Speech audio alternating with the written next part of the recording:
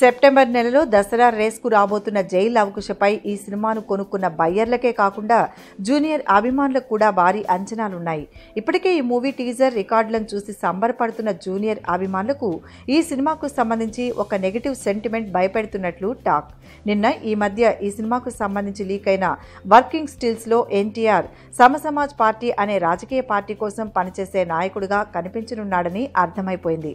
గతంలో ఎన్టీఆర్ ఈ political touch ఉన్న రోల్స్లో నటించినా లేదంటే ఏదైనా సినిమాలో పొలిటికల్ పంచులు పేల్చినా కూడా అవన్నీ వర్కౌట్ కాలేదు అన్న సెంటిమెంట్ ఉంది.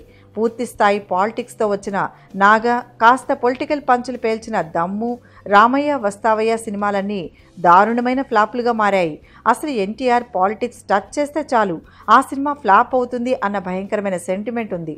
ఈ సైకిల్ మీద వచ్చి చాలామంది చరిత్ర సృష్టించారంటూ డైలాగ్ చెప్పినా కంత్రి సినిమా సక్సెస్ కాలేదనేది జూనియర్ అభిమానుల భయం. దీంతో జై లవకుశ సినిమాలో ఎన్టీఆర్ పాలిటిక్స్ను టచ్ చేస్తున్నాడు అనే వార్తలు రావడంతో జూనియర్ అభిమానులు భయపడుతున్నారు. అయితే కొంతమంది అభిమానులు ఈ సెంటిమెంట్ను తీసిపారేస్తూ జై లవకుశ వచ్చే వరకు అసలు ఈ పొలిటికల్ డైలాగులు ఎందుకు పెట్టారో అన్న విషయమై క్లారిటీ రాదని అంటున్నారు.